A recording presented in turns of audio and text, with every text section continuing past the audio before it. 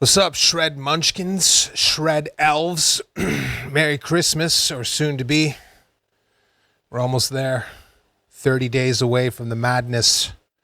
What's on my Christmas wish list? I'm getting Melodyne this year so I can, auto-tune my vocals like everybody else.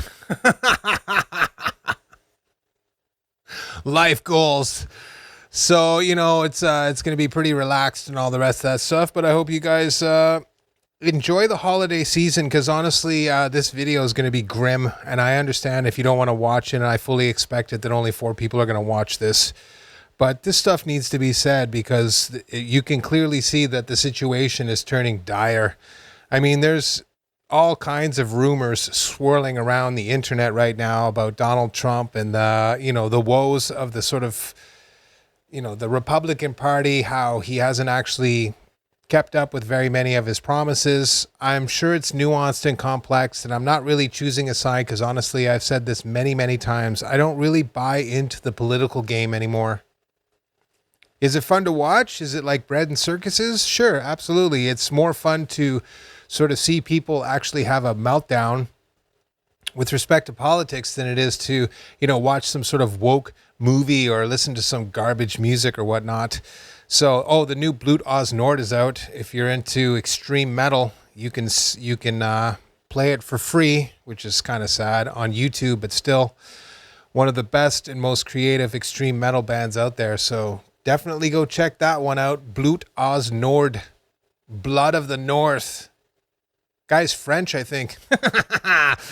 Chooses like a German name for his band. I'll let you figure that one out, but I might be wrong there. But they're still an amazing band, absolutely amazing. I think it's just one dude, and he's out there. So be prepared for, a bit of an odyssey, if you will, with respect to the music. But, the pastiche, if you will, is starting to wear off, and people are just realizing it's more of the same. Donald Trump has basically kind of blew up his base and all the goodwill and whatnot. And he did it like in a really public way with the 600,000 Chinese students have to come into the Americas because if not, woke colleges will collapse. Well, isn't that how capitalism works? Just asking for a friend. Or, like the H-1B stuff where he came out, he's like, well, we don't have qualified people in America to work these jobs, so we have to bring in people from a country where the average IQ is about 70. Now, listen, does that mean that they don't have some talented people there that we could poach to work in the tech industry? No, it doesn't mean that, but honestly, it's clearly obvious at this point that these programs, H-1B and all the whatever associated ones, basically are used to suppress wages and make corporations more money because, of course, they have this really bizarre sickness to be like, we have to keep making, more and more profits every single year. So they'll just do whatever's necessary to do that. Look at Campbell's Food got nailed by being like, whatever, 3D printing like fake chicken to put in their soups and stuff, and it's getting worse and stuff like that. Like they're just getting absolutely destroyed. It's the same thing with Johnson and Johnson when they got nailed. I think it was last year, maybe the year before, for putting like cancer-causing chemicals inside baby powder.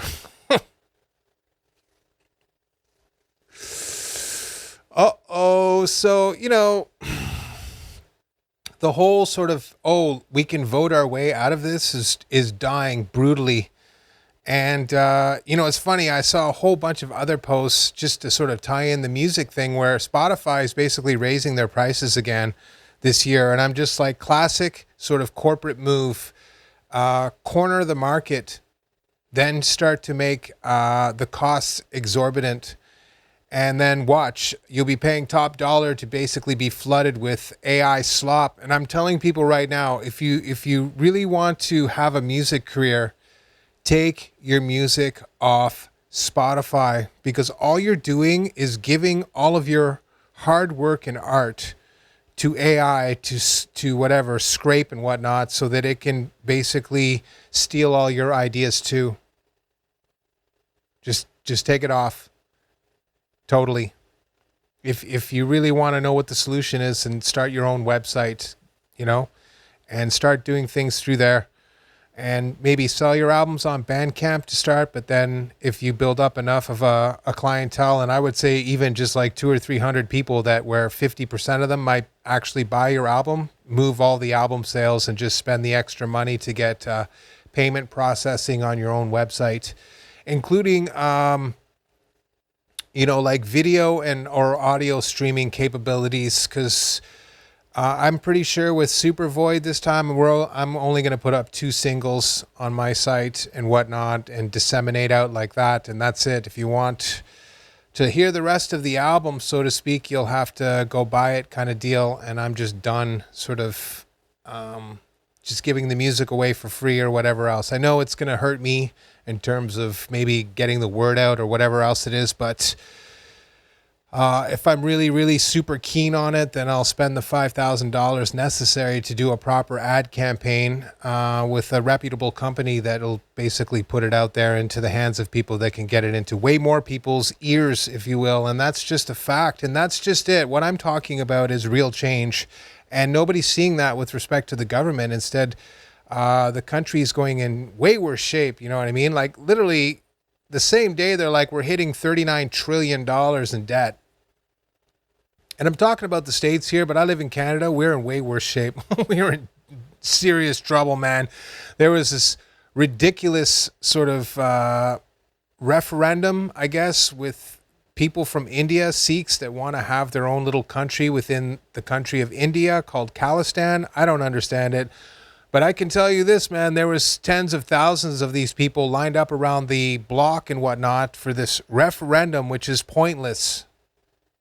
It is nothing more than a symbolic, circle jerk by these idiots. But there's got to be 40 or 50,000 of these people basically doing this shit. That's kind of strange for Canada, you know what I mean? Just like Minnesota is basically overrun with Somalians and Dearborn's overrun with, Muslim immigrants, probably 50% of which in both cities are here illegally. So much for mass deportations and all the rest of that stuff, And the scariest part is really the AI situation. Like, AI is just insidious and evil. Like, I was having a conversation yesterday with ChatGPT about divorce and stuff like that, because it kind of shows up in the international covenants and it gets very strange. They're like, men and women of marriageable age can get married and have a family. Okay, that's a fair point with respect to a human right. You know what I mean? If 2 consenting adults want to, spend their life together, fine. But as soon as you get to you want to dissolve your marriage, it switches from men and women to spouses. And so I'm typing away furiously. I'm like, why switch the word? Why not just be like, if you want, because the moniker spouse is a legal construct for the civil union that they call marriage. Which allows the government to control the entire industry, and that just produces the kind of chaos you see that's going on right now, where the institution of marriage in and of itself is effectively collapsing, and the kind of misery and awfulness that it rains down on just innocent people, I don't care who they are, is just beyond the pale kind of deal.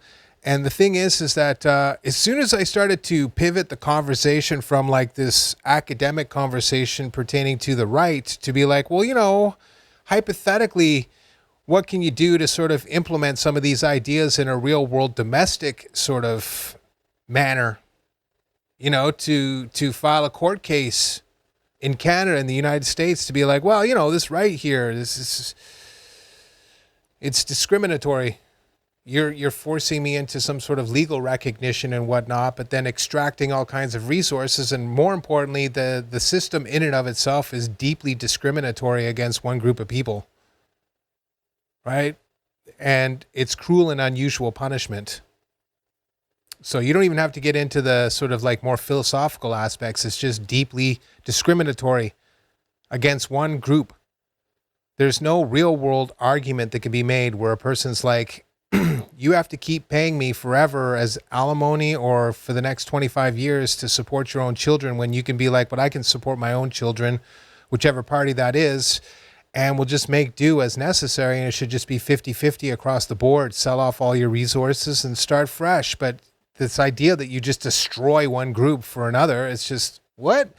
You know what I mean? So once I kind of got to that junction, all of a sudden it's like, well, I can't help you because it could put people into danger or trouble or something. And then went off on this weird tirade. It was just like, oh yeah, like look what happens to, whistleblowers and everything like that. And I'm like thinking to myself after, I'm going to sort of go after it again today because this conversation kind of got interesting. I'm like, you can go to Home Depot right now or the gun store and buy like a table saw or a brand new weapon, and with no training whatsoever, no training at all, just take it home. If you end up hurting yourself, do you get in trouble for that or whatever else? Is the other sort of party, whatever, the Home Depot or the manufacturer of the table saw or Smith & Wesson or whatever it is, are they liable for your stupidity? No, of course not. They're like, here's an instruction manual. It's dangerous. Don't be a moron. Get training. You know what I mean? Follow the rules and you'll be okay. Enjoy yourself. Right? So that's a fairly well-established sort of principle. But as soon as you're asking AI to basically give you a heads up about how to, actively defend your rights against something that's unconstitutional, well, now all of a sudden it's like, oh no, I can't do that because reasons X, Y, Z. And that is just weird. That is just insanely weird because, oh no, hypothetically somebody could get hurt, as if I don't have the willpower and knowledge, if you will, to be like, okay, this is something that's worth pursuing, or maybe I should hold off on this one because there's just not a lot of stuff to go off here. That's just it. If more people knew about human rights and assert their own autonomy, in the context of like a society. So you're still for like, societal issues, but at the same time, you can make your own decisions independently. You don't have to be told everything with respect to the government. We wouldn't be living under the boot right now. But of course we are. And that's really the issue here is that apathy and bread and circuses and things like Twitter and Facebook and countless other websites like that have atomized the sense of individualism now. I mean, I have people openly attacking me personally and other people I know too. There was this crazy story from Texas, I believe, or somewhere down south in the States where the cops had taken a picture of like 70 grand in cash, right, on the table. And they're like, it's not that you can't carry around money. It's just we want to know about it. And I'm just like, come on, man. Don't tell me that that's not Orwellian as fuck right there. That's just crazy. Okay, that is fucking crazy. You're driving in your own car. You get pulled over for a traffic infraction. And all of a sudden they take $70,000 out of your car and they're like, oh yeah, no, this is illegal somehow. How? Owning your own money is illegal? There's this new system coming out, Flock, which again is like a bunch of a camera system, if you will, deployable almost anywhere, right? It just runs on solar energy and probably whatever Wi-Fi's or whatever technology it is, the information to a central hub or something like that. And, it's scanning every car and faces in car. I mean, it's so bad at this point that I've seen at least half a dozen advertisements over the last 6 months for anti-AI sort of scanning technology. One was this weird sort of like clear plexi mask that had ridges on it and stuff like that breaks up the contour of your face from every angle to prevent you from being scanned from AI. I mean, it's at the point now where guys like Steve Bannon, take it or leave it, are like, this is like a sort of like major political talking point. Like, you either support AI, which seems to be like what's going on in the government right now, and now you have this whole new faction of people that are like, the America First, if you will, that are like, yeah, no, no, and rightly so. It should be absolutely no. Like, I don't have a problem with AI in the sense that it can be useful as a sort of more, a more sort of like in-depth version of a search engine. So you're like, I've got this issue And can you give me some suggestions with respect to, some holistic medicine or something like that, taking some vitamins or whatever it is, or eating more healthy foods or an exercise regime? I've got this going on, like something like that where you can refine it down instead of like hunting through hundreds and hundreds and hundreds of web pages and just reading mindless information, instead of just getting a nice, neat synopsis and then having them produce some sort of roadmap, if you will, to be like, check out these sites. It's probably worth reading up on and stuff. That's worthwhile. That's valuable. Maybe you're going to sit there and do some programming or something, and then you need some sort of help to understand a situation. You go in there and you're like, I'm not really getting this concept in C++ or Visual Basic or whatever it is. Can you explain it to me more? And then it goes through and gives you some examples and maybe helps you to a certain degree be like, do some of these types of exercises and you'll be able to master this a lot better. That's useful. But, the idea that it can actually control the narrative and prevent you from having access to information that is a human right itself. Having access to new ideas and information is a human right. Being exposed to ideas that other people think is whatever abhorrent is a human right. Saying things that people don't like is a human right. I'm not talking about, oh no, we have to feel sorry about this person that comes from a poor country and they have the right to walk into your country and then set up shop. That's not a human right. That's what's so hilarious. They've tried to turn it into a human right. It's not. You know what citizenship is? It's a conditional contract that can be revoked at any point in time that says, okay, as long as you're a useful and sort of like productive member of society, you can live here. As long as you follow our rules and you're prepared to integrate into our society. But the second you don't, we can just revoke it and be like, all right, go back to wherever you came. Because honestly, you don't seem to be too interested in this place. So make that one make sense. But that's kind of like what I'm getting at, is the things that aren't human rights, like abortion and whatnot. I saw this absolutely hilarious post this morning where this woman was like, I'm pro-abortion. But now all of a sudden I'm rethinking my strategy because they're taking it to an extreme. You know what I mean? Like terminations at the point of birth. I'm just like, someone finally figured out the slippery slope fallacy or whatever it is. You know what? I'm just like, listen, if you didn't see this one coming, because this is what always happens. It went from like, and I've mentioned this before, it's like people didn't want to wear a seatbelt and wanted to have the freedom, if you will, of having a beer on the way home from work, which, I don't really see a problem with. If you don't want to wear your seatbelt, well, okay, that's your business. It's like, doing some other kind of crazy, dangerous activity. Oh, you want to go spelunking? All right. Or you want to go cave diving and you get lost down there and all of a sudden, you're another sort of casualty of the hobby. Who knows? But at the end of the day, I mean, does anybody be like, oh no, we have to ban that now because, some idiot didn't actually follow the rules and didn't think about what they were doing deeply enough to actually protect their own interests? Of course not. That's ridiculous. You know what I mean? You can't force people to adopt these types of nanny state solutions and then expect to have a responsible population. What you create is the kind of society that we have right now, where it's like, govern me harder, daddy. And it just turns into an absolute shit show.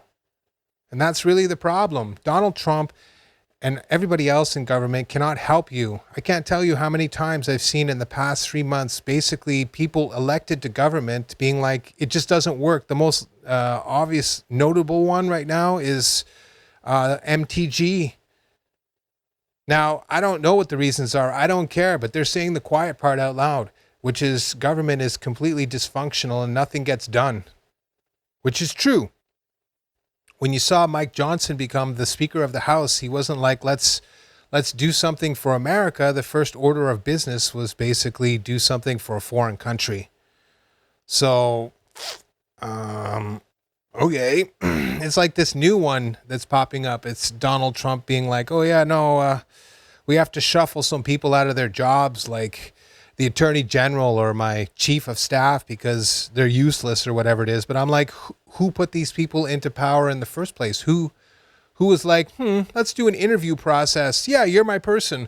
And now all of a sudden that 300 plus days later, this is turning out to be a bit of a situation. And most of the coalition that was MAGA, right? It was never hardcore Trump people. It was people that were basically resonating with his message.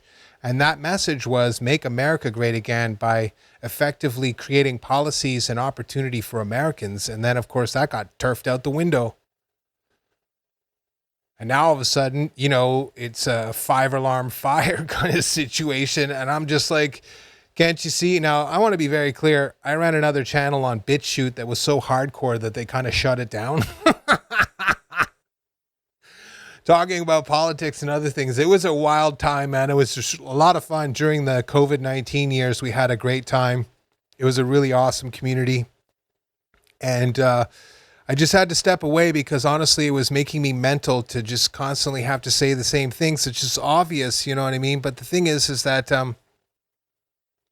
I told everybody that Donald Trump was not going to do anything to help him. And more importantly, I laid it out 2 years ago, a year before he even got into the presidency for a second time. I'm like, they'll dick around for the first year. Then they'll purposefully collapse the majority so that they end up with a minority situation where the Democrats come back, which has happened many, many, many times. This is like a playbook move. Okay, the flea flicker or whatever else you want to call it. And basically then they frustrate the ability to actually make progress in any sort of meaningful way. And they're like, oh, no, it's not our fault. It's the Democrats or whatever else it is. And, of course, nothing gets done. And they're trying to do the same thing again, but this time it's not obviously working. And most people are just like, fuck this. So, I make of that what you will. But that's the thing is that none of this stuff is new. It's been going on for years and years and years and years and years.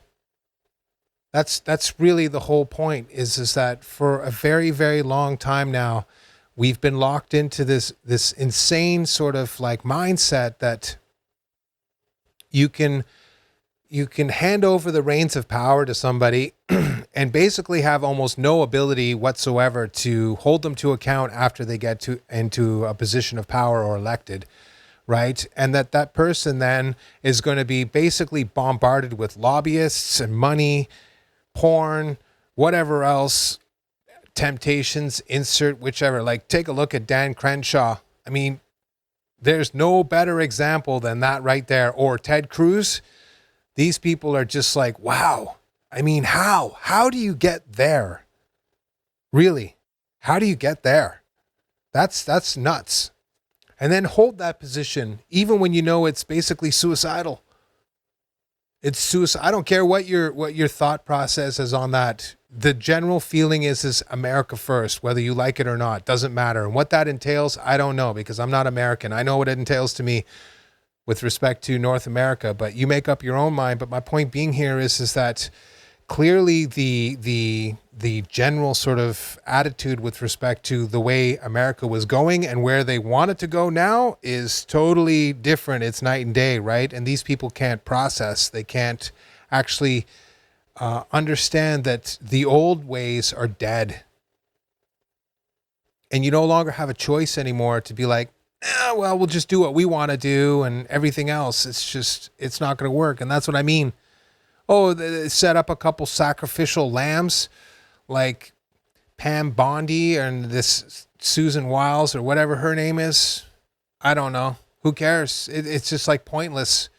And this is the exact same thing that happened in the first one. He hired Scaramucci and Amorosa and all these other idiots that were clearly, not on his side or whatever else, and then just fired them all, but it didn't make any difference.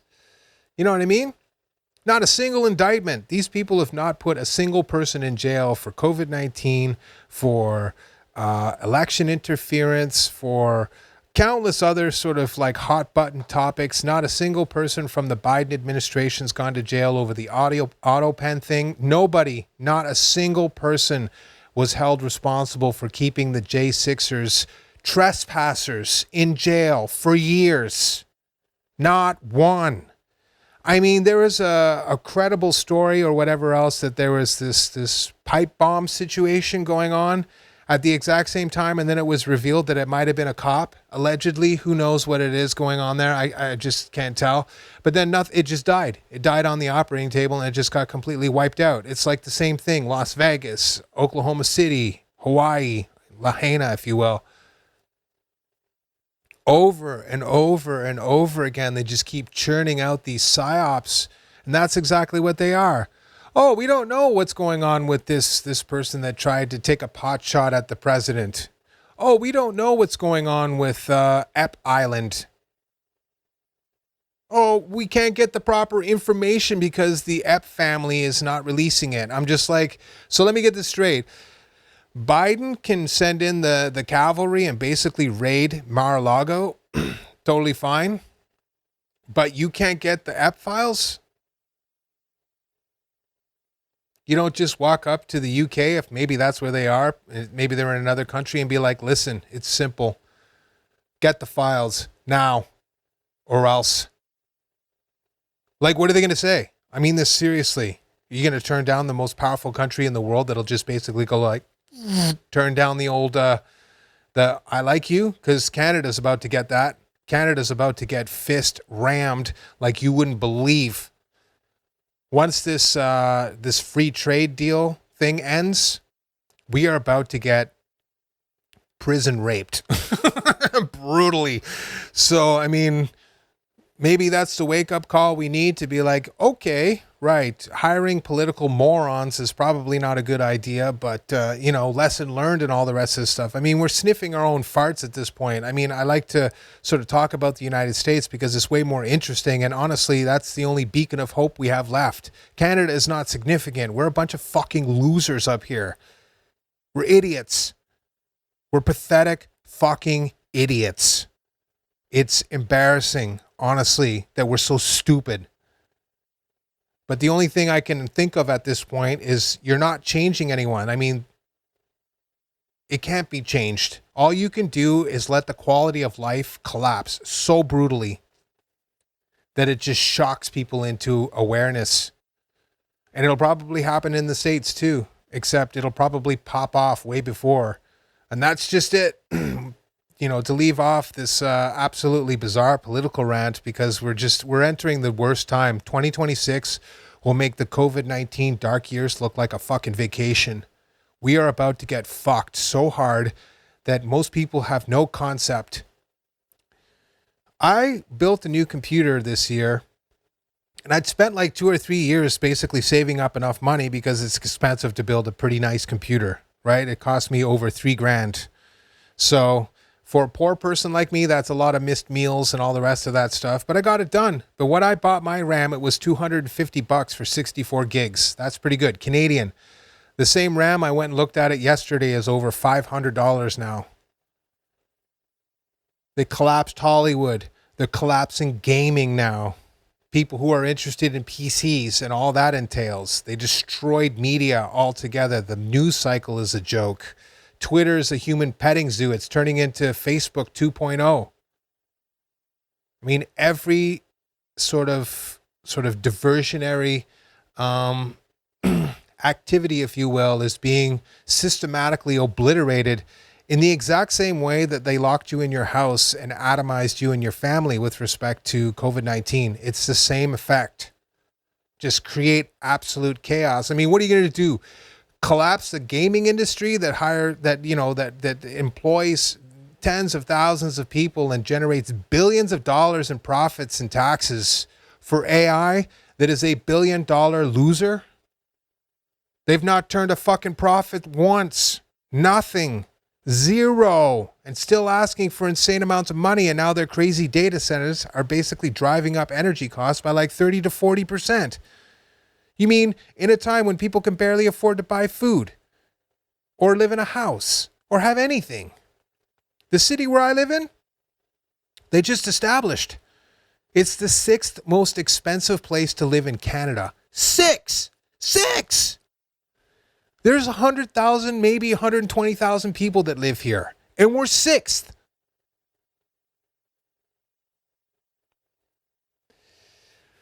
Stock up on food.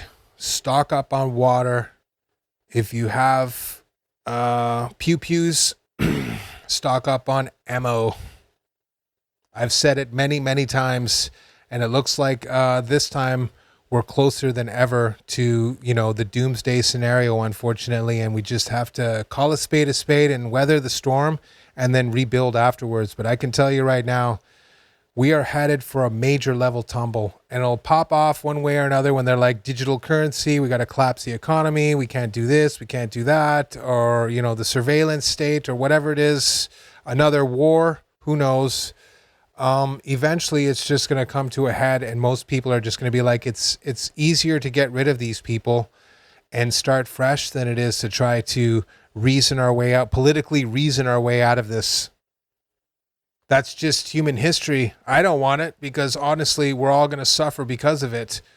We don't make anything. Our entire way of existence, if you will, is so fragile. You saw what happened when toilet paper ran out during COVID-19. It was absolute pandemonium over toilet paper. Now imagine that there's no food in the grocery store. How insane that's going to get. Food for thought. So enjoy your week, if that's possible after this shitstorm. Prepare for the worst mentally. Get yourself sort of sorted out with respect to supplies. And start to understand that there is no sort of exit plan. There is no 4D chess or anything else. Everybody's been saying it for a while now. I've been saying it for years. But it's finally coming to a head. And when it does go off, we're just going to see a shitstorm of all proportions that's just going to absolutely blow up in our faces. And we're going to have a serious scenario to deal with. So it is better to sort of be mentally prepared for that. And then, of course, somewhere in between there, squeeze in some music. But again, the time for enjoyment and just leisurely activities are brutally coming to an end, which is why I'm talking about this. There's nothing I would love more to go back to just doing music, and has nothing to do with, my finger or anything else like that. It's just... It seems like such a vapid and vacuous thing to talk about when we're hanging by a thread. See you in the next one.